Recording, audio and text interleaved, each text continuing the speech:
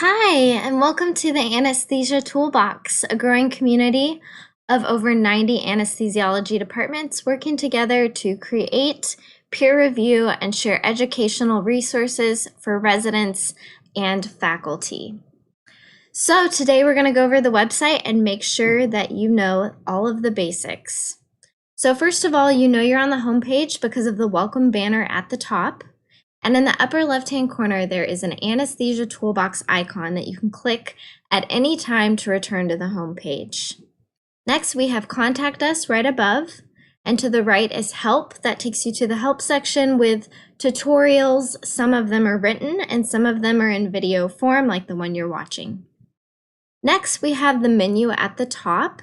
This is here no matter where you are within the website.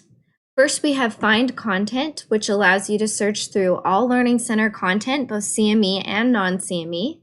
And then you can also search through CME eligible content only. Next, we have Tools, which gives you access to rotation study guides, case management guides, Ask a Clinical Question, Clinical Pearls, Quiz Bank, and User Directory.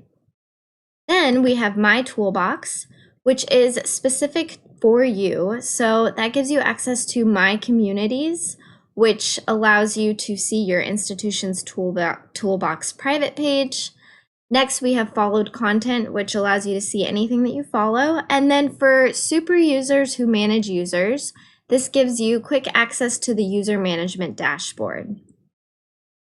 Next, we have the General Dashboard, which allows you to see any learning material that you have started or completed. And then we have Events, which will show you events that are taking place. Right now, there aren't any. All right, next, below the banner, we have 4 blue buttons: Rotation Study Guides, Browse the Learning Center, Case Management Guides, and Quiz Bank. We'll come back to those.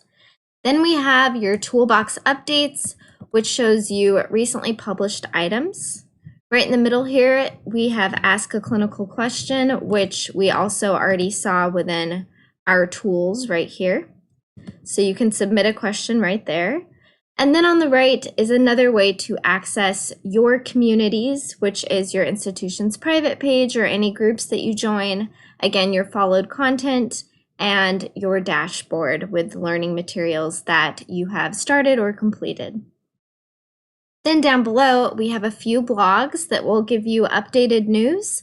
On the left is the blog from Dr. Woodworth, and on the right, it is from Dr. Spofford, the editor-in-chief. All right, so now we're going to take a closer look at those 4 blue buttons. I'm going to click on Rotation Study Guides. So here we have the study guides that have been created by our national committees. They go through a lengthy process where everything is peer reviewed, and it takes about 6 to 9 months for something to be completed. Here we see all of the subspecialties, and most subspecialties have 2 study guides: a core curriculum study guide for the first month of the rotation and an advanced curriculum study guide for the second month. So we'll take a quick look at one of these study guides. I'm going to click on the PEDS Core Month 1. The study guides are broken down into 4 separate weeks. So we see week 1, week 2, and so forth. And within each week, you have self-guided learning for residents, which includes online modules, podcasts, and weekly quizzes. And you also have faculty resources, and these are resources that faculty can use to teach the residents. And this includes lectures, PBLDs, mini PBLDs, simulations, and hands-on skills training. If you'd like a closer look at some examples of the study guides, you can go to the Help section in the upper left-hand corner and check out the study guide video tutorial. So now we're going to head back to the home page by clicking on that icon. And next we're going to go to the Browse the Learning Center area, which is again the same area as all Learning Center content here in the menu at the top. And immediately we see there are 922 results to start. But then we can filter through those results using the filters on the left. We click on the drop-down menu, we can scroll through and see many options here. Next, we have search by product type. Again, there are many to choose from. Then we have search by date range, search by keyword, and sort by new to old, old to new, alphabetically, or by rating. Hold off on using rating to search because since this is a new platform, we haven't received any ratings yet. All right, so we're going to test this out real quick. So I'm going to first choose a category. Let's say that I would like to look at airway. So I'm going to click on airway, which gives it a little check mark. And then I'm going to search by product type. And let's say I will be going on my commute this morning and I would like to listen to an airway podcast. So I'm going to click on podcasts. And here we see I have 3 results. So I have 3 podcasts in airway to choose from. Next, we're going to look at case management guides. What is a case management guide? A guide contains the key elements you need to know in order to understand or manage a particular case. So here at the top, you can submit a case management guide by clicking on this button, and then you'll see further instructions on how to do so. There's also a specific tutorial you can watch in the help section for more information. But here on this page, we have all of the case management guides that have been submitted thus far. And you can filter at the top by categories or by tags to find the case management guide that you're looking for. And then you would click Apply Filters. So let's take a closer look at one of these guides to understand it a little bit better.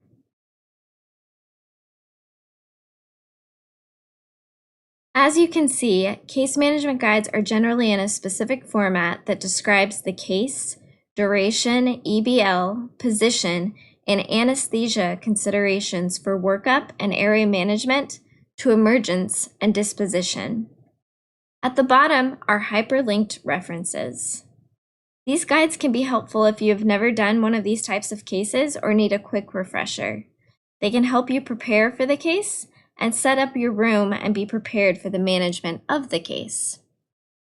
We have our last 4th blue square button, which is the quiz bank. So we're going to click on that, and it's going to take you to the synaptic quiz bank that you're most likely familiar with already.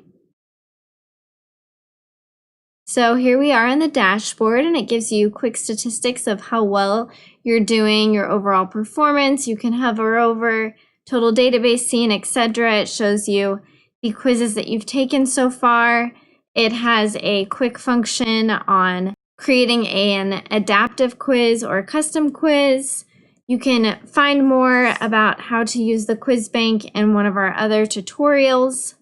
But basically, this is a free quiz bank that is full of quiz questions. So we want to make sure that residents take advantage of it.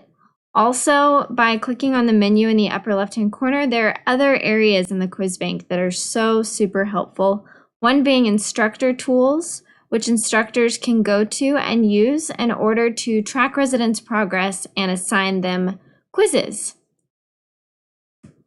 So now we're going to head back to the main toolbox area. I'm just going to click the back button. And lastly, just a few other things. One is, besides searching for content, specifically CME and non-CME or only CME right here under Find Content, you also have the magnifying glass in the upper right-hand corner. You can search for things here, and the difference between Find Content and the magnifying glass is the magnifying glass searches through the entire website. So we're talking if you're searching for a subject and you not only want learning materials to complete, but you also would like to see if that topic is in a case management guide, for instance, you would want to use the magnifying glass because, again, that is going to search through everything. And then lastly, you have your profile information at the top here. So you can click to look at your community profile, add your picture as I have done. You can go to the main toolbox account profile, and that is where you can change your username, your email, or your password. And then lastly, you can log out. I hope this has been helpful. Please let us know if you have any questions or if you're interested in your institution joining the Toolbox. Thank you so much.